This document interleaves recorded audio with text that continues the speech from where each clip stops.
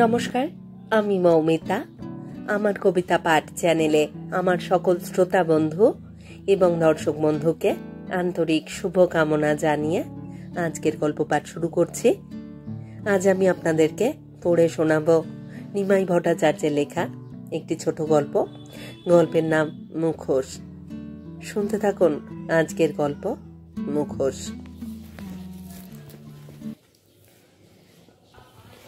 দুজনেই থমকে দাঁড়ালেন মুখোমুখি। দুজনেই অপলক দৃষ্টিতে পরস্পরকে দেখেন কয়েক মুহূর্ত। যদি কিছু মনে না করেন, মনে হচ্ছে আপনাকে আগেও দেখেছি। আপনি কি কলকাতায় ভবানীপুর অঞ্চলে থাকেন? না না, আমি থাকি বহরমপুরে। তাহলে হয়তো এই ওয়ালটেয়ারের সমুদ্রের ধারেই আমাদের দেখা হয়েছিল। হ্যাঁ হ্যাঁ, তাই হবে। আপনার পরিচয় জানতে পারি কি? আমার নাম পাপড়ি চৌধুরী, থাকি বহরমপুর। সত্যি আপনি ফুলের পাপড়ির মতোই সুন্দরী। ঈশ্বর বেশ যত্ন করেই আপনাকে সৃষ্টি করেছেন। পাপড়ি হো হো করে হেসে উঠে বলেন, এই বুড়িকে আর সুন্দরী বলবেন না। উনি সঙ্গে সঙ্গেই বলেন, আপনার নাম তো বললেন না? আমার নাম আলপনা সরকার। পাপড়ি ওনার একটা হাত ধরে বলেন, আসুন না, বসে বসে গল্প করি। পাশাপাশি বসেই আলপনা পাপড়ির মুখের দিকে তাকিয়ে বলেন, সিঁথিতে সিঁদুর দেন না? না। কেন? সিঁদুর পরা ব্যাকডেটেড? পাপড়ি মাথা নেড়ে বলে, সিঁদুর পরতে খুব ইচ্ছা ছিল আমার, কিন্তু সে সুযোগ আমার জীবনে আসেনি। আলপনা অবাক হয়ে বলেন, সুযোগ আসেনি মানে? আপনার মতো অসাধারণ সুন্দরীর বিয়ে হলো না, তাই কখনো হয়? পাপড়ি একটা চাপা দীর্ঘশ্বাস ফেলে বলে, মানুষের জীবনে যে কি হয় আর কি হয় না তা ঈশ্বরই জানেন। তা অবশ্য ঠিকই বলেছেন, কিন্তু কেউ আপনাকে ভালোবাসেনি বা আপনি কাউকে ভালোবাসেননি, তা তো মনে হয় না।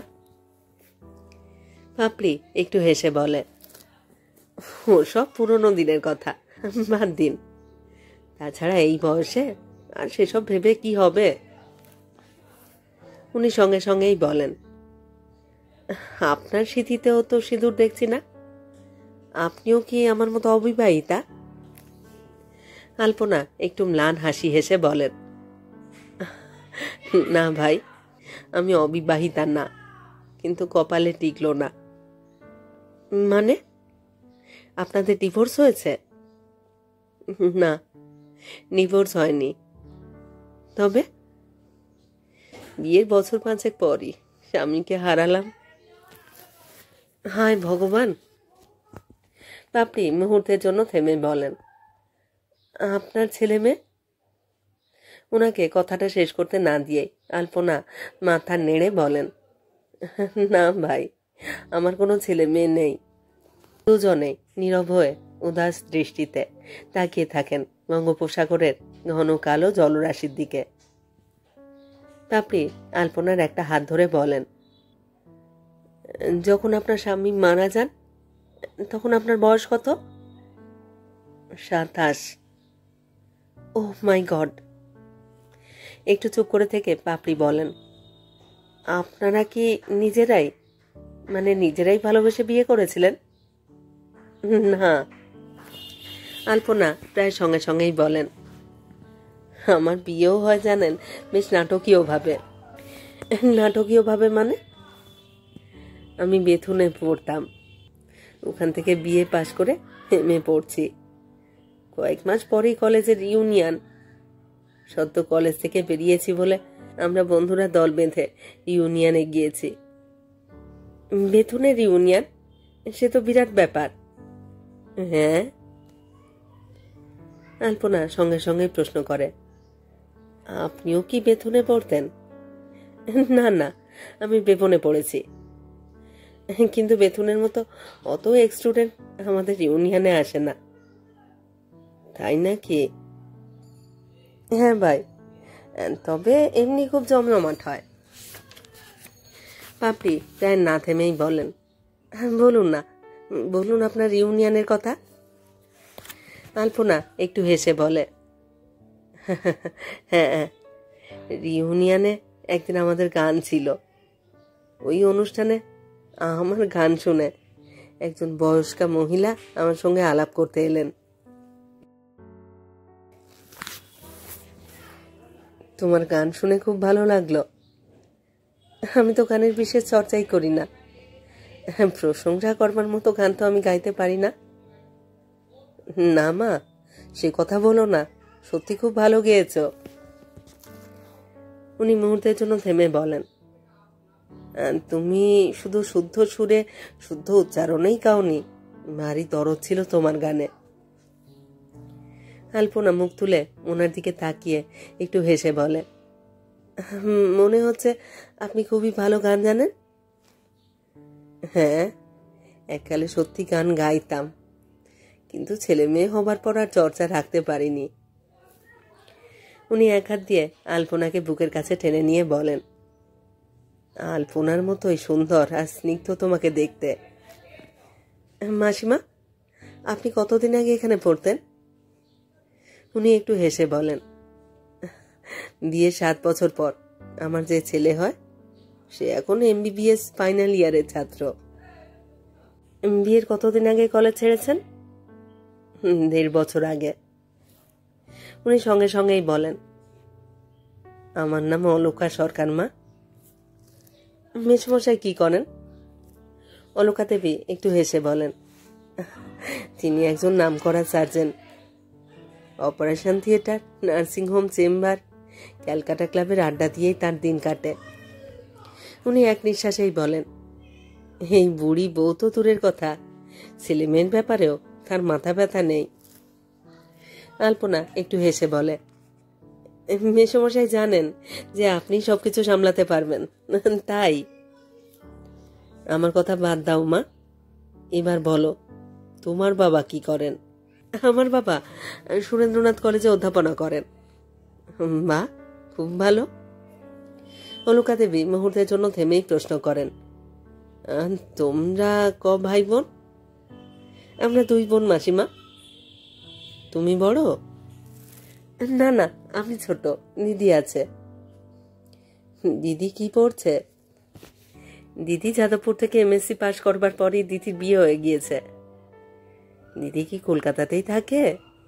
না মাসিমা, ওরা আমেরিকায় থাকে। তোমরা কোথায় থাকো মা? ঢাকুরিয়ায়। অলকা দেবী একটু হেসে বলেন, একদিন যদি তোমাদের বাড়িতে যাই, তুমি গান শোনাবে তো? আলপনাও একটু হেসে বলে, আপনি যদি সত্যি সত্যি কষ্ট করে আমাদের বাড়িতে আসেন তাহলে নিশ্চয়ই গান শোনাবো। আলপনা একটা চাপা দীর্ঘশ্বাস ফেলে বলে, ব্যাস, মাসখানেকের মধ্যেই ওনাদের ছেলের সঙ্গে আমার বিয়ে হলো।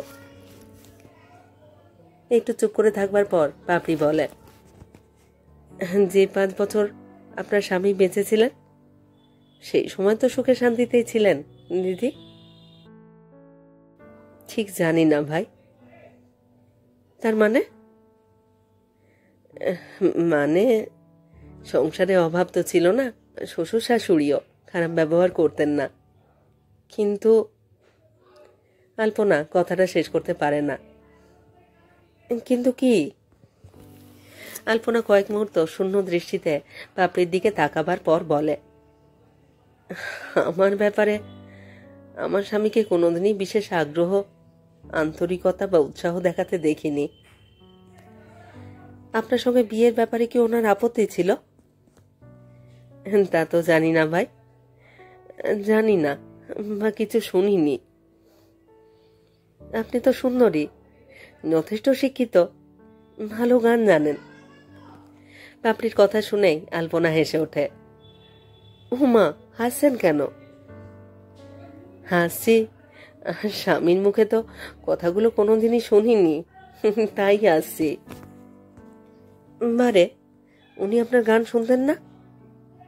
না। আশ্চর্য।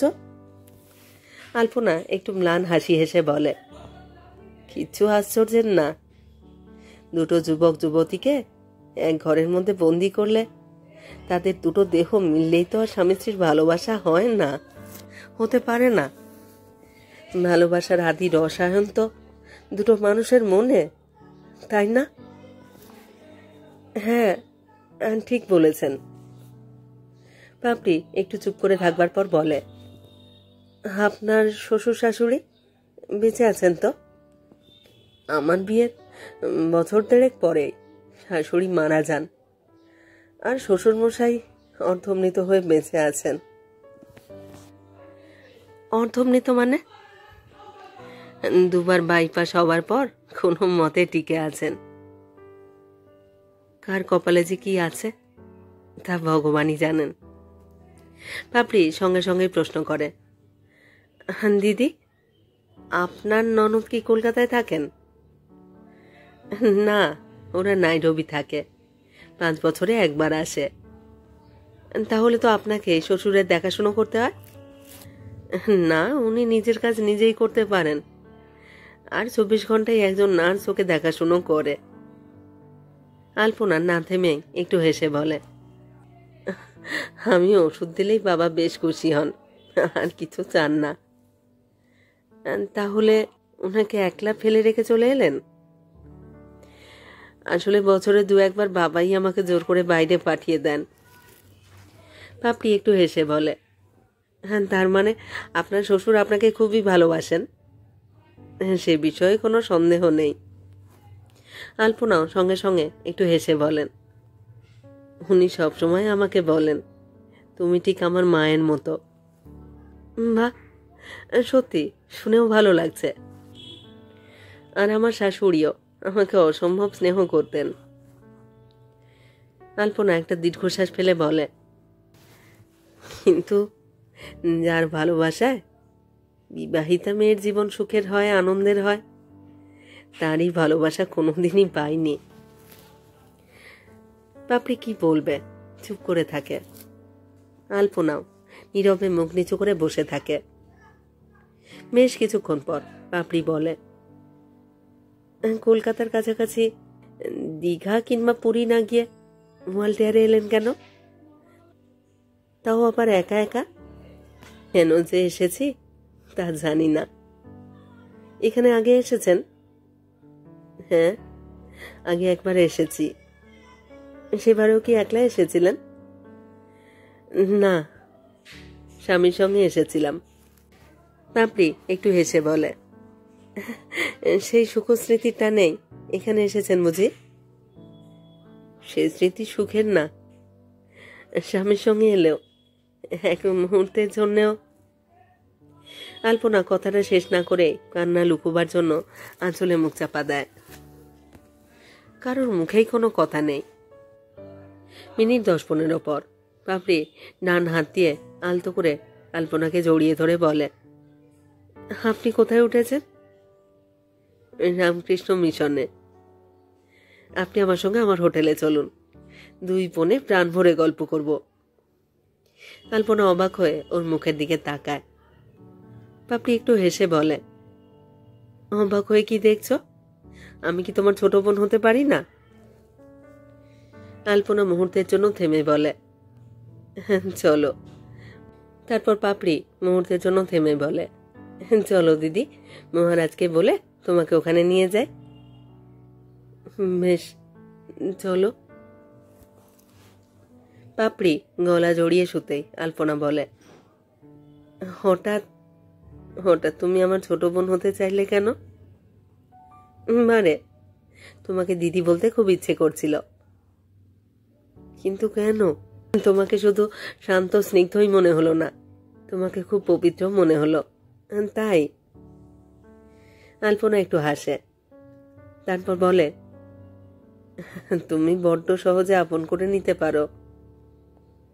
হ্যাঁ দিদি, তুমি ঠিকই বলেছ, কিন্তু একজনকে হঠাৎ আপন করে নেবার জন্যই তো সারাটা জীবন আমাকে খেসারত দিতে হলো। তার মানে আলপনা সঙ্গে সঙ্গে প্রশ্ন করে, কাকে কাকে আপন করে নেবার জন্য তোমাকে সারা জীবন খেসারত দিতে হলো? পাপড়ি খুব জোরে একবার দীর্ঘশ্বাস ফেলে বলে, দিদি, ওই মানুষটার কথা ভাবতেও আমার ঘেন্না হয়। ঘেন্না হয়? হ্যাঁ, ঘেন্না হয়। পাপড়ি একটা চাপা দীর্ঘশ্বাস ফেলে বলে, আমার বড় মাসির কোনো সন্তান ছিল না, তাই উনি আমাকে অসম্ভব ভালোবাসতেন। ওই মাসি যখন 64-65 বছরের, তখন উনি বিধবা হন। বিধবা হবার পর উনি কি তোমার কাছেই থাকতেন? না, উনি কসবায় থাকতেন, নিজের বাড়িতেই। তাছাড়া মেসোমশাই যথেষ্ট টাকা কড়িও রেখে গিয়েছিলেন, সেজন্য উনি ভালোই থাকতেন। পাপড়ি মুহূর্তের জন্য থেমে বলে, তবে মেসোমশাই মারা যাবার পর আমি ওনাকে বছরে 2-1 বার বাইরে বেড়াতে নিয়ে যেতাম। সেবারে কি ওনাকে নিয়ে এই ওয়ালটারেই বেড়াতে এসেছিলে? হ্যাঁ দিদি। তখন তুমি কি পড়ো?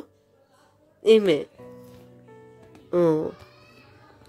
পাপড়ি বলে, মাসি সকালে কিছুক্ষণ সমুদ্রের ধারে কাটালেও বিকেলে কখনোই বেরোতেন না। অন্য দিনের মতো আমিও সেদিন বিকালে একলাই সমুদ্রের ধারে বেড়াচ্ছিলাম। পাপড়ি থামতেই আলপনা বলে, তারপর? হোটেল থেকে অনেক দূরে চলে যাবার পর হঠাৎ হঠাৎ শুরু হলো দারুণ ঝড় বৃষ্টি। মুহূর্তের মধ্যে সমুদ্রের ধার ফাঁকা হয়ে গেল। তুমি নিশ্চয়ই একদম ভিজে গিয়েছিলে। হ্যাঁ। পাপড়ি আনমনে একটু হেসে বলে, হঠাৎ জানেন এক ভদ্রলোক প্রায় ছুটে এসে আমাকে তার ছাতার তলায় টেনে নিলেন। আমাকে হোটেলের দরজায় পৌঁছে দিয়ে বললেন, কাল সমুদ্রের ধারেই দেখা হবে আবার। পরের দিন দেখা হয়েছিল? হ্যাঁ, দেখা হয়েছিল।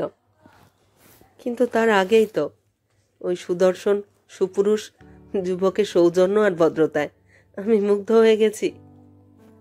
তারপর 2-3 দিন আমরা সমুদ্রের ধারে ঘোরাফেরা করতে করতে কত গল্প করি।